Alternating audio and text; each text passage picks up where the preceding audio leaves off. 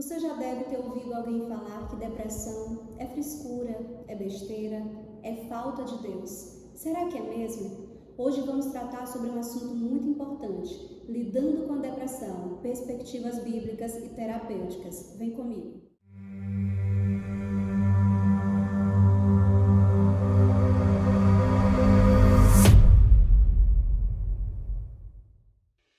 Bem-vindo a mais um episódio da série Caminho da Cura, Ciência e Fé. Hoje vamos tratar a respeito de um assunto que tem afetado milhões de pessoas no mundo, a depressão. Entendendo que a depressão não se trata de nenhuma frescura ou falta de Deus, como infelizmente muitos acreditam e falam por aí, mas é algo sério que deve ser compreendido e tratado. De acordo com dados da Organização Mundial de Saúde, o Brasil ocupa o 5º lugar no ranking mundial dos países mais depressivos do mundo.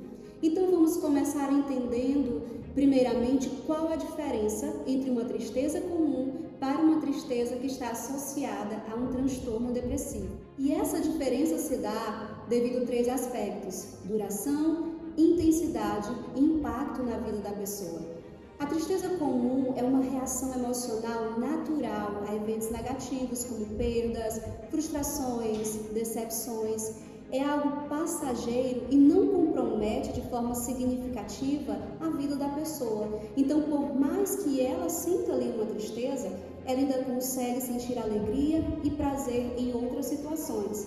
Já a tristeza que está relacionada a um transtorno depressivo é persistente, durando por pelo menos 2 semanas, com a apresentação de um humor triste e vazio quase todos os dias e na maior parte do dia, podendo vir acompanhada de sentimentos como desesperança, falta de valor, culpa excessiva. Compromete de forma significativa o funcionamento diário da vida da pessoa, onde a pessoa pode perder interesse por atividades que antes tinha prazer, ter dificuldade de trabalhar, de manter relacionamentos, além dos sintomas físicos como dores de cabeça, alterações no sono e apetite e dores no corpo sem explicação médica.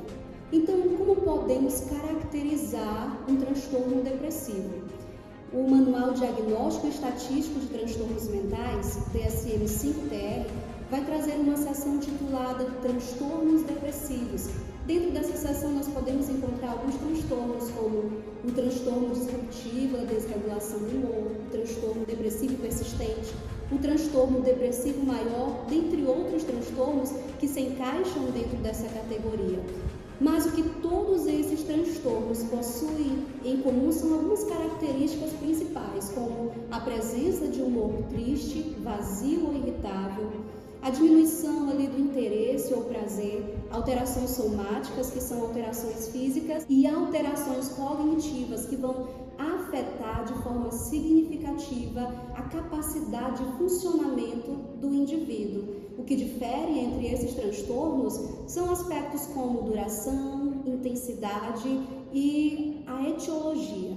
Cabe ressaltar que para ser transtorno é necessário que haja sofrimento e prejuízos clinicamente significativos, podendo afetar 2 ou mais áreas da vida da pessoa. E ao falarmos de causas, quais são as causas da depressão? Existem alguns fatores que podem contribuir para a causa da depressão, que são os fatores genéticos, onde a pessoa que apresenta um histórico familiar de quadros depressivos possui mais probabilidade de desenvolver o transtorno. Fatores psicossociais, que aí vai envolver um estresse excessivo, traumas, conflitos, padrões de pensamentos negativos, eventos marcantes como o término de um relacionamento, mudanças financeiras bruscas, desemprego, dentre outros, e os fatores biológicos. E aqui nós precisamos entender que no transtorno depressivo vai acontecer uma alteração neuroquímica no cérebro. E essa alteração se trata de alterações de neurotransmissores, que vai especificamente uma redução desses neurotransmissores, os quais os principais são a serotonina, que é um neurotransmissor que está ligado na regulação do humor, sono, apetite, emoções. Então, os baixos níveis de serotonina vão implicar no humor deprimido, em alterações tanto no sono quanto no apetite, uma perda de prazer, podendo levar até mesmo à ideação suicida. Outro neurotransmissor é a dopamina.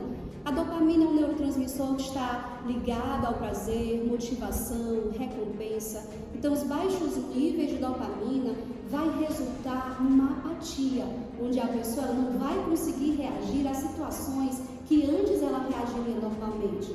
Vai resultar também numa perda de interesse, uma redução de prazer e energia nas atividades diárias.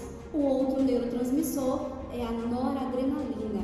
A noradrenalina é um neurotransmissor que está ligado no controle do humor, na resposta ao estresse, atenção, energia, regulação da pressão arterial, funcionamento cardiovascular e atividade cerebral. Os baixos níveis de noradrenalina vai trazer uma fadiga, uma dificuldade de concentração e foco e uma desmotivação. Então nós podemos observar a partir disso que a depressão é algo sério, que traz um desequilíbrio no funcionamento cerebral e nós precisamos falar disso com mais empatia e seriedade. E como lidar com a depressão numa perspectiva terapêutica? Existem alguns passos, como por exemplo uma alimentação saudável, a prática de exercícios físicos é uma forma de enfrentamento da depressão. Busque também uma rede de apoio, procure pessoas de confiança, pessoas que você possa conversar, pessoas que te possibilitem momentos saudáveis. Busque também a ajuda de profissionais como o psicólogo e o psiquiatra. O psicólogo é o profissional que vai te ajudar a identificar e modificar os pensamentos negativos, a desenvolver estratégias de enfrentamento e a melhorar a regulação emocional. Já o psiquiatra é o profissional que, por meio de uma avaliação do estado mental, vai fazer uma intervenção medicamentosa.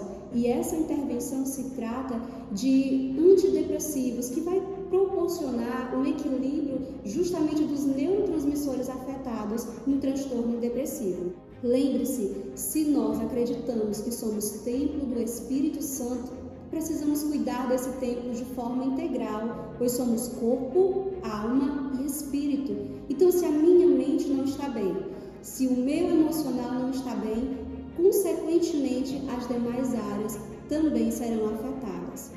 E aqui surge um questionamento: se a depressão fosse falta de Deus, por que grandes homens e mulheres de Deus, até mesmo da Bíblia, enfrentaram quadros depressivos? Afinal, o que a Bíblia diz sobre a depressão? Em Provérbios capítulo 15, versículo 13, vai dizer que a alegria reflete no rosto, mas a tristeza profunda abate o espírito. E isso se relaciona com a depressão. O versículo nos lembra de que precisamos cuidar do nosso coração, que está relacionado às emoções, para que a alegria verdadeira venha restaurar o espírito. Em 1 Samuel capítulo 1, nós vamos ver a história de Ana, uma mulher estéril e profundamente angustiada, porque desejava ter filhos, mas não conseguia. E toda essa situação gerava em Ana um choro excessivo, uma sensação de humilhação, principalmente porque Penina, sua adversária, a irritava constantemente, e uma tristeza profunda. No entanto, Ana, ao invés de se entregar ao desespero, entregou sua causa a Deus em oração e confiança. Ela fez um voto que, se Deus lhe desse o filho, ela o dedicaria ao Senhor. Deus ouviu a súplica de Ana e lhe concedeu Samuel. A história de Ana nos ensina que, mesmo diante da tristeza profunda e de sentimentos depressivos, a fé pode nos fortalecer, e a entrega a Deus em oração e confiança pode trazer alívio, esperança e um novo propósito. O salmista Davi enfrentou diversas situações, como perseguição, traição, luto, e todas essas coisas que Davi enfrentou gerou em Davi uma dor profunda, um sentimento de solidão. No Salmos número 6, Davi chega a dizer que todas as noites fazia nadar a sua cama em lágrimas, que seus olhos estavam consumidos pela tristeza e que sua alma estava perturbada. No entanto, Davi vai enfrentar essa situação com louvor, confiança e oração.